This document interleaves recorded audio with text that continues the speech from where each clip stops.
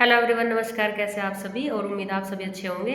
Delhi police की vacancy तो आई गई थी और फॉर्म उसके डली गए हैं, लेकिन अब हमारे सर पर तलवार लटक चुकी है, यानी आपके एग्ज़ाम की डेट आ चुकी है। तो अब आप अच्छे से कीजिए अपने एग्ज़ाम की तैयारी और थोड़ा हेल्प जितनी हमसे होगी हम आपके साथ रेडी हैं ऑलवेज। ट्रेनिंग टाइम है लेकिन टाइम कुछ नहीं मिलता है, लेकिन आपके लिए सब पॉसिबल है। हम आपके साथ मेहनत करेंगे और आपको भी कराएंगे, तो अच्छे से आप अपनी तैयारी कीजिए कंप्लीट। और आज हम चर्चा करेंगे कि हमें क्या क्या पढ़ना है और हमें क्या क्या छोड़ना है। देखिए, कंपटीशन का टाइम है और 8वां वेतन लगने वाला है, तो उससे नुकसान हमें है भी और फ़ायदा भी है। नुकसान ये है कि कंपटीशन हमारे लिए और ज़्यादा बढ़ चुका है, क्योंकि जो प्राइवेट सेक्टर में थे अब ये भी आप हमें और आपको टक्कर देने के लिए गवर्नमेंट सेक्टर में आने की कोशिश कर रहे हैं। तो आप बेहतर से बेहतर अपनी तैयारी को कंप्लीट कीजिए और इस रेस में आप भी आगे निकलिए, क्योंकि वर्दी का जुनून हर किसी को नहीं होता है, और जिसे होता है तो वो सबसे बेस्ट होता है, क्योंकि वर्दी की जॉब बहुत अच्छी होती है। और दिल्ली पुलिस की तो सबसे अच्छी है बेल्ट की जॉब में। दिल्ली पुलिस और रेलवे, आरपीएफ, ये सबसे बेस्ट जो होती है। तो आप तैयारी अपनी कीजिए बेहतर और कंप्लीट। और चलिए चर्चा करते हैं आज कि आपको क्या पढ़ना है और क्या छोड़ना है। अब आप नया कुछ भी मत पढ़िए, आप अपना पुराना जितना भी आपने तैयार किया हुआ है आप उसे अच्छे से कंप्लीट कीजिए और उसे आप रिवीजन बार बार कीजिए। एक पुरानी कहावत है कि आप 100 फुट का गड्ढा एक कितनी बार खोद लेना, और आप एक ही जगह पे 1000 फुट का गड्ढा खोद लो तो पानी उसी से निकल जाएगा, आपको बार बार इधर उधर घूमना नहीं पड़ेगा।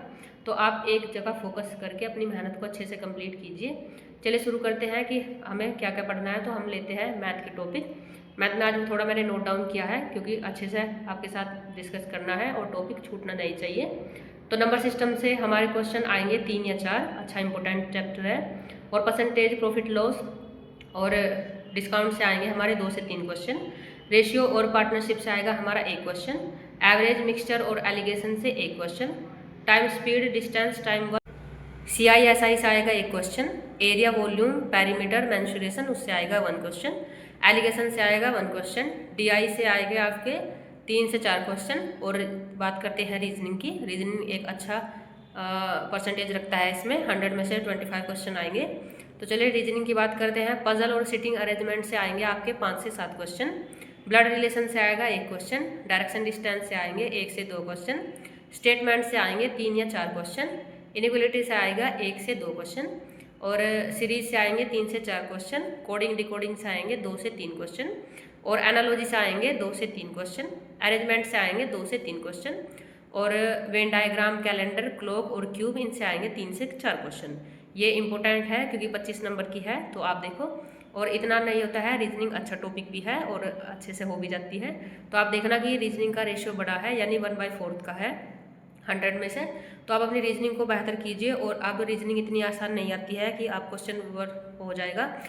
कोडिंग डिकोडिंग में भी 2 से 3 सीरीज चलती हैं। सीरीज का क्वेश्चन भी अगर होता है तो उसमें 2 से 3 लॉजिक क्वेश्चन में आते हैं, तो आप उन्हें अच्छे से कंप्लीट कीजिए। और मार्क आपको अगर अपनी अच्छी परसेंटेज बनानी है तो आपको 25 में से 22 से 23 क्वेश्चन आपको जरूर अपने सही करके लेके जाने होंगे, क्योंकि रीजनिंग स्कोरिंग पॉइंट है। और TCS में सिंगल लॉजिक लगता था, आपने देखा अब तक, लेकिन अब एडीक्यूटी कराएगा आपका एग्जाम और पहली बार उनके हाथ में आई है, तो वे थोड़ा सिंपल ही रखेंगे और क्वेश्चन सिंगल बाई करके देने की कोशिश रखेंगे। लेकिन आप सबको जितना भी आपने अब तक कंप्लीट किया है आप उसे अच्छे से रिवीजन कीजिए, क्योंकि नया नया करने के चक्कर में आपके पास जितना है बाकी आप उसे भी भूल जाओगे। तो आप अपनी तैयारी को बेहतर कीजिए।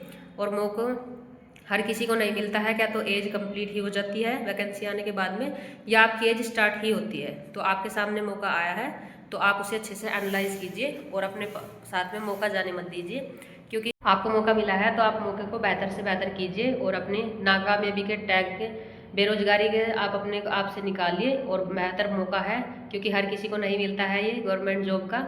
और आपने देखा होगा इतने सब फाइट करके हम सब यहाँ तक आते हैं, और अपनी अपनी फैमिली वालों की मेहनत को और आप उनका नाम बहुत बड़ा करोगे।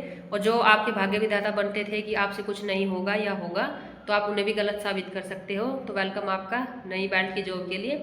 और बेहतर से बेहतर अपने आप को बनाने के लिए आपको दिन और रातों से भी लड़ना पड़ेगा, क्योंकि प्रॉब्लम स्टार्टिंग बहुत आती है। लेकिन आप मेरा यकीन मानिए, अंडर ट्रेनिंग होते हुए भी, इतना कम टाइम मिलते हुए भी आपके साथ हम लग के चल रहे हैं, क्योंकि जो गलतियां हमसे हुई है, जो हमने झेला है मतलब कि, तो नहीं होता है। गांव में है कि ज़्यादातर पता नहीं होता है, अब तो प्लेटफॉर्म है, सबके पास एंड्रॉयड फ़ोन है तो आप उनसे देख सकते हो, लेकिन पहले इतनी सब जानकारी नहीं थी।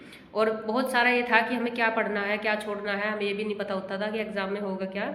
बहुत बार मेरे साथ ऐसा हुआ है कि मैं करंट अफेयर पढ़ के ही एग्ज़ाम देने के लिए जाती थी, ये नहीं पता था कि वहाँ पर किस चीज़ का फाइट है, क्या स्कोरिंग पॉइंट है, लेकिन क्या है। तो फेलियर आपको बहुत कुछ सिखाता है, आपको बेस्ट ही मिलेगा।